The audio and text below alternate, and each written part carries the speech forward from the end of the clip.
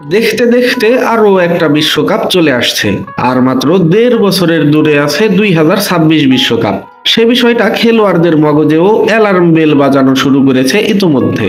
মুখ খুললেই বেরিয়ে আসছে বিশ্বকাপ নিয়ে ভাবনা। নেইমারও ব্যতিক্রম নন, জানালেন 2026 বিশ্বকাপে খেলতে সবকিছু করতে রাজি আছেন তিনি।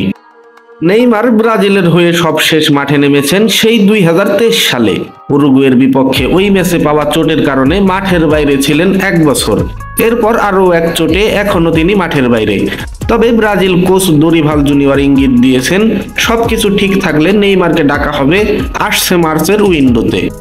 নেইমার নিজেও জানালেন, ব্রাজিলের জার্সি আবার গায়ে চড়াতে হলে যে কোনো কিছু করতে রাজি তিনি। নেইমারের কথা, আমি চেষ্টা করব, আমি সেখানে খেলতে চাই, জাতীয় দলের অংশ হতে যা যা করা দরকার তার সবই আমি করব।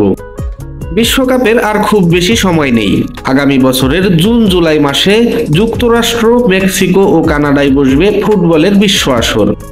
ব্রাজিলের হয়ে এক কনফেডারেশনস কাপ আর একটা অলিম্পিক সোনা বাদে কিছুই জিততে পারেননি নেইমার। একটা আফসোস নিশ্চয়ই পুষে রেখেছেন মনের কোণে।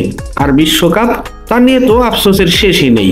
সেই 2002 সালে বিশ্বকাপ জেতার পর থেকে আর জেতা হয়নি সোনার হরিণরা। নেইমারদের প্রজন্মও খেলে ফেলেছে 3টা বিশ্বকাপ, এরপরও হয়নি।